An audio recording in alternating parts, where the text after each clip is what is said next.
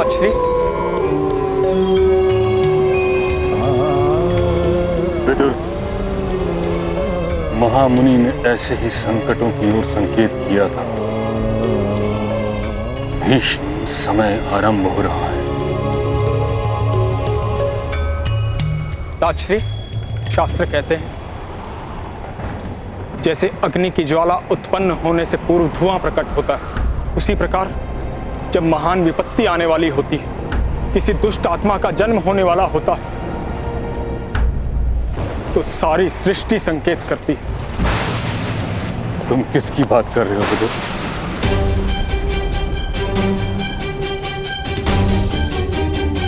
कहते हुए मेरा हृदय भग्न हो रहा है ताजश्री।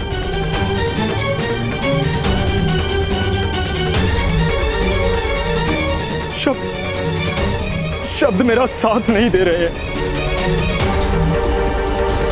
मैं महारानी गांधारी के प्रथम पुत्र की बात कर रहा हूं ताजश्री। ये बालक कुरु साम्राज्य और समग्र भूमि के लिए महान विपत्ति का कारण बनेगा।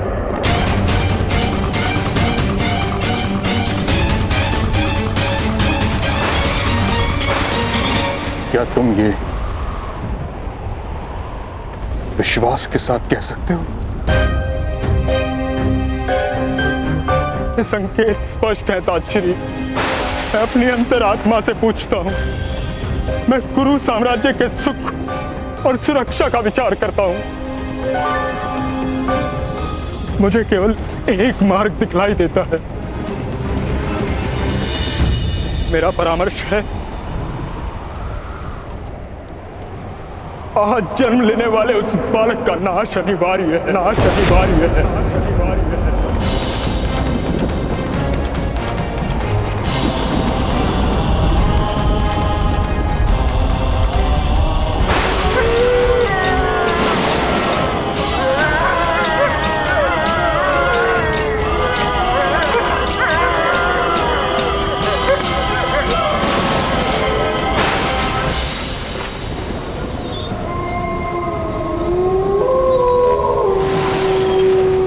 ओम नमः शिवाय, ओम नमः शिवाय, ओम नमः शिवाय, ओम नमः शिवाय, ओम नमः शिवाय, ओम नमः शिवाय, ओम नमः शिवाय, ओम नमः शिवाय, ओम नमः शिवाय, ओम नमः शिवाय, ओम नमः शिवाय, ओम नमः शिवाय, ओम नमः शिवाय, ओम नमः शिवाय, ओम नमः शिवाय, ओम नमः शिवाय, ओम नमः शिवाय, ओम नमः शिवाय।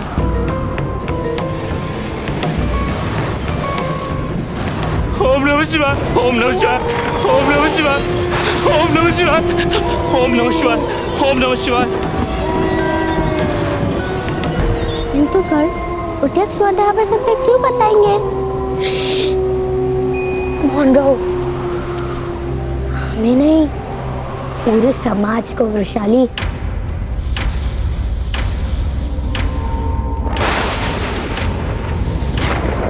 वत्स,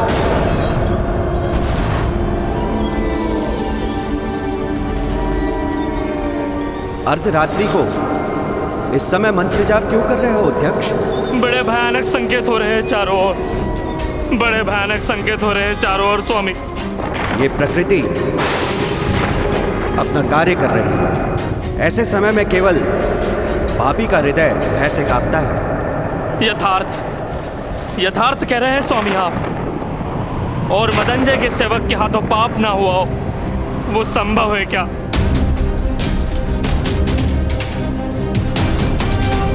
मुझे भय है कि मेरे साथ कुछ अमंगल होने वाला है। कल्याण। ओम नमः शिवाय, ओम नमः शिवाय।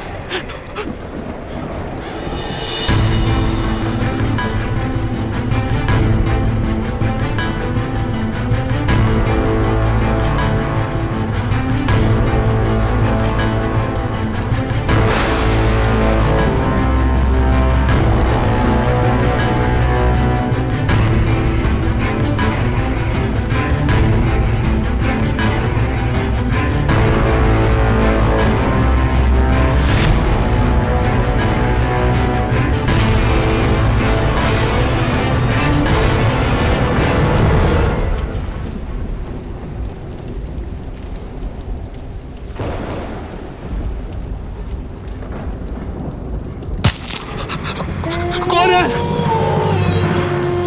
कौन है? कौन है? ओम नमः शिवाय, ओम नमः शिवाय, ओम नमः शिवाय, ओम नमः शिवाय।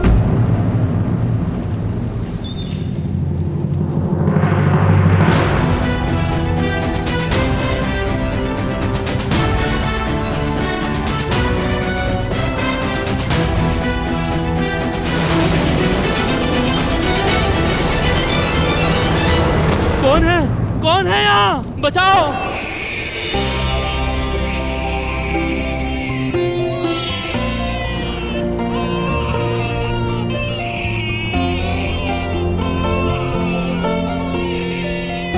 आर्य, आपका पुत्र आर्य।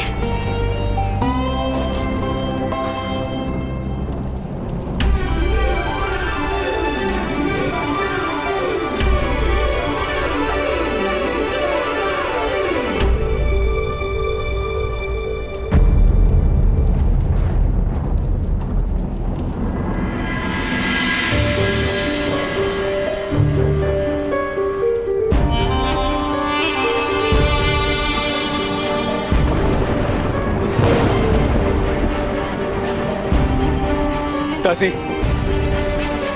दासी, आदेश महाराज। इस बालक को ध्यान से देखो,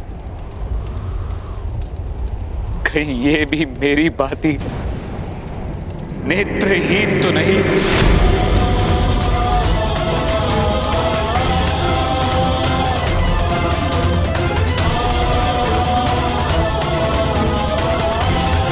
नहीं महाराज, राजकुमार तो आपका मुख देख रहे हैं, वो नेत्रहीन नहीं है।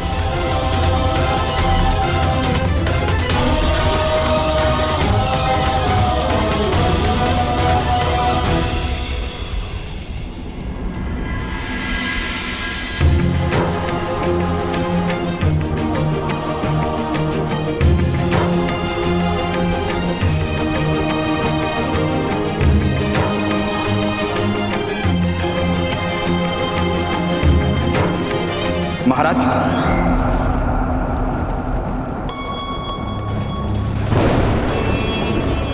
नवजात शिशु को स्नान से पूर्व स्पर्श करना अनुचित है।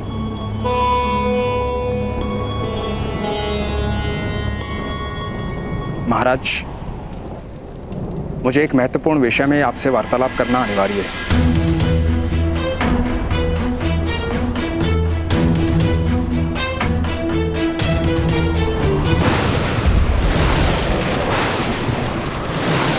मेरे पुत्र का वध कर दूं? ये कैसा परामर्श है विदुर?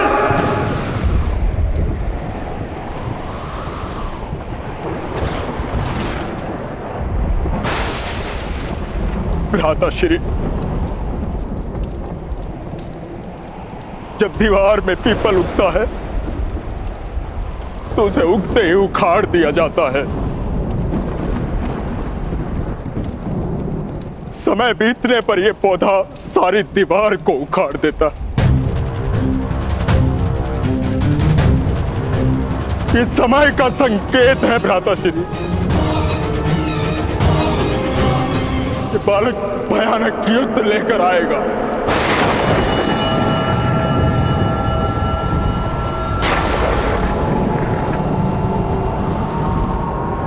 निर्दोष जीवों का बलिदान लिया जाएगा।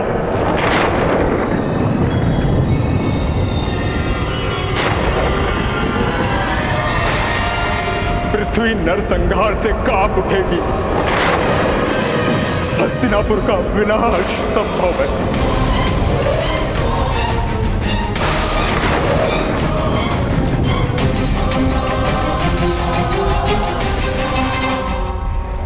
एक नवजात बालक के जन्म से भयभीत हो उठे हैं आप? नहीं, उसके भविष्य से भयभीत हैं हम। तो इस समय जन्मे सारे बालकों की हत्या क्यों नहीं करवाते? और भी तो जन्म हुए होंगे। और वन में सियार और उल्लू तो प्रतिदिन ही बोलते हैं। और आकाश में काले बादल प्रत्येक वर्षा ऋतु में घिर आते हैं। इसका अर्थ यह हुआ कि प्रत्येक बालक का जन्म के साथ ही वध कर देना उचित होगा। ये कैसा न्याय है हस्तिनापुर का?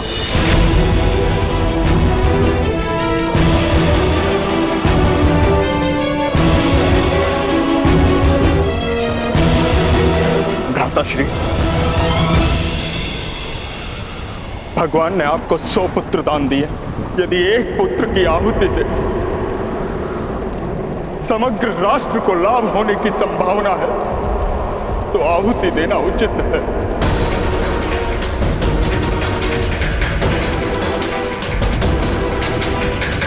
वैसे भी युद्ध में राजकुमार बलिदान देते हैं।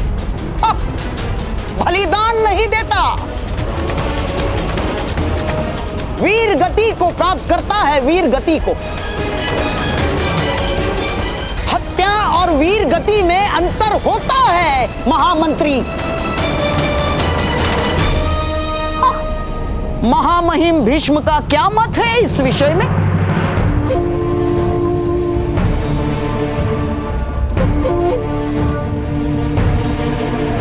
क्या महारथियों के महारथी की भुजाओं में वो बल है, वो शक्ति है कि एक निशस्त्र बालक के कंठ पर तलवार चला सके?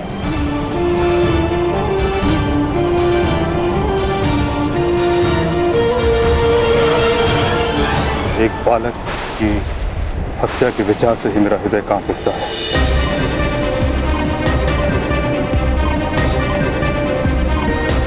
लेकिन मैं इस बात से भली भांति परिचित हूं कि राष्ट्र के भविष्य में राजा को अनेक कठिन निर्णय लेने होते हैं।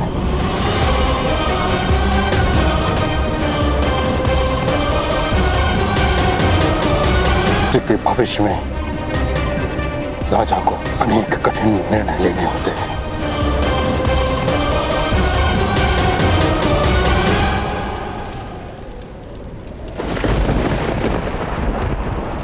राजश्री, मैंने अपने इस पुत्र के लिए अनेक वर्षों तक प्रतीक्षा की है। अनेक सपने देखे हैं मैंने। मेरे हृदय का स्वामी हो गया है जन्म से पूर्व ही। जिस कली की सुगंध से मन मुग्ध हुआ हो, उस फूल को डाल से कैसे तोड़ देता श्री, कैसे तोड़ दे? पुत्र, ये दुर्भाग्य है कि राजा के मस्तक पर मुकुट होता है और उसके हृदय में पुत्र का स्थान है। मस्तक और हृदय के बीच समाधान अत्यंत कठिन है।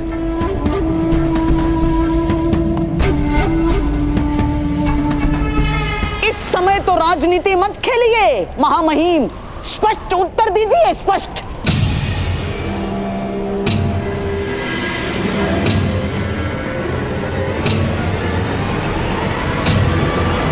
क्या पांडु के पुत्र को हस्तिनापुर के सिंहासन पर बिठाने की योजना से मेरे भांजे की हत्या का आयोजन है ये?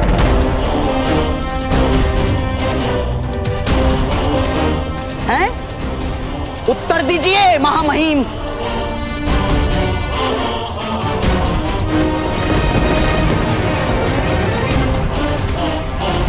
धृतराष्ट्र और पांडु में मेरे हृदय में कोई अंतर नहीं। उनके पुत्र भी मेरे लिए समान हैं।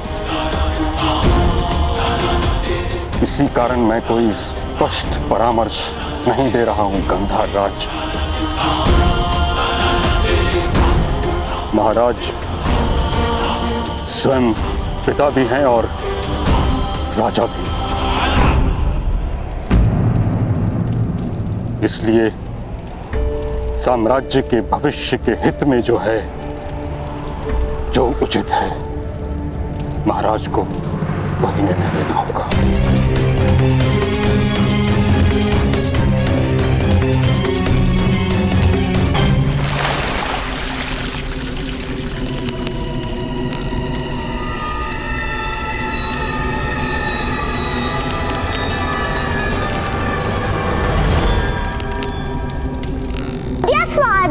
यह स्टार्ट करने के पश्चात आपको बाता गंगा में भी स्टार्ट करना आवश्यक है। मंत्रों का उच्चारण कर रहा हूँ। आपके सारे पाप आपके शरीर से बाहर आ जाएंगे। मुख के द्वार से। एक बार और स्नान करवाते हैं। ठहरो ठहरो, तुम सब दंड के भागी बनो, प्रत्येक को दंड मिलेगा। मदन जय महोदय को आने दो।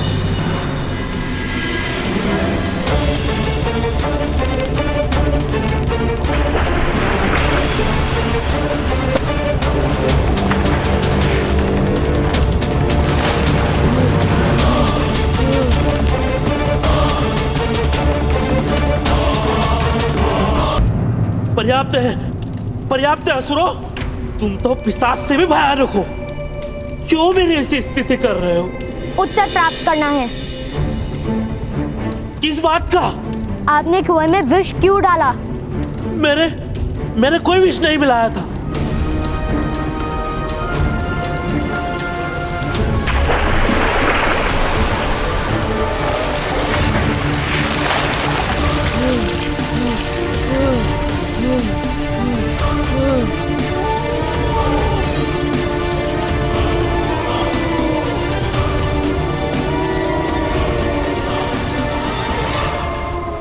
सत्य क्या है महोदय, बताइए, अन्यथा हम आपको सियारों के समक्ष फेंक देंगे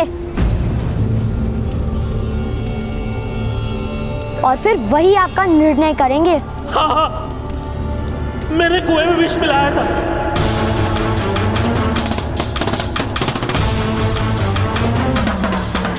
ग्राम रक्षक महोदय के आदेश पर।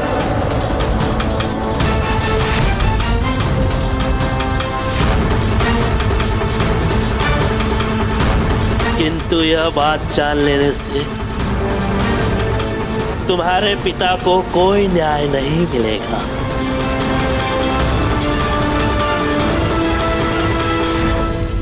क्योंकि मैं राजसभा में ये बात बताऊंगा ही नहीं।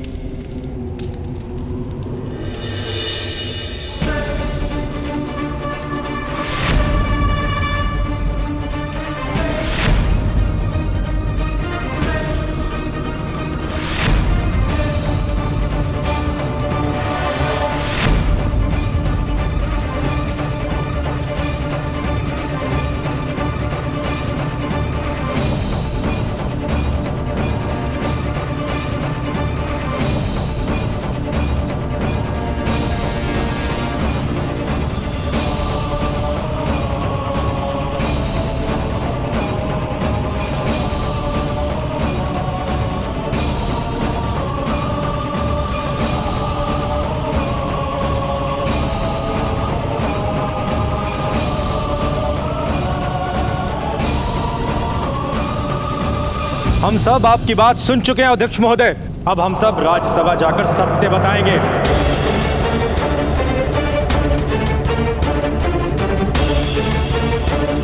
और आपको भी सत्य कहना होगा। अध्यक्ष महोदय, मधुमक्खी जब दंड देती है तो प्राणों की चिंता नहीं करती।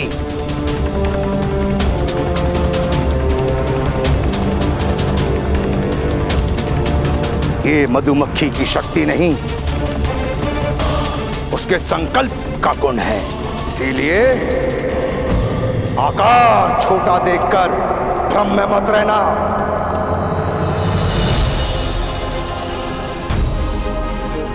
जीने का संकल्प करके जो जन्म लेता है उसे कोई मार नहीं सकता, और जो जीतने का संकल्प कर लेता है उसे कोई पराजित नहीं कर सकता।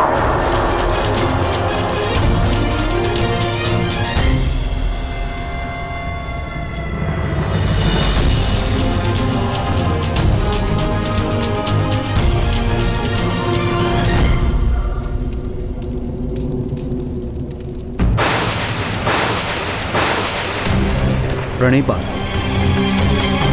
भुगत ग्राम के सूत एकत्र हुए हैं राजभवन के आंगन में, महाराज से मिलने का आग्रह कर रहे हैं।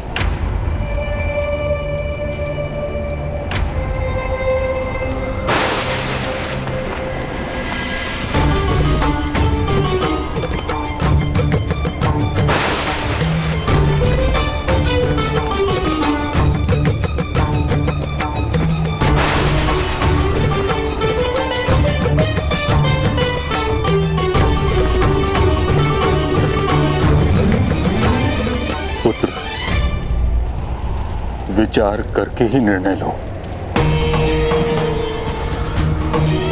यदि परामर्श तुम्हें उचित लगे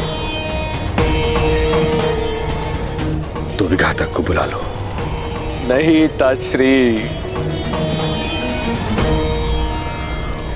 यदि मेरे पुत्र का वध करना ही होगा तो मैं स्वयं करूंगा।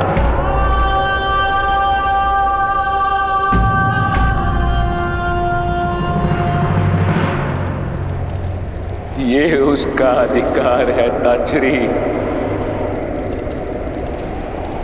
कि वो अपने अंतिम समय में अपने पिता के हाथों में सोया हो।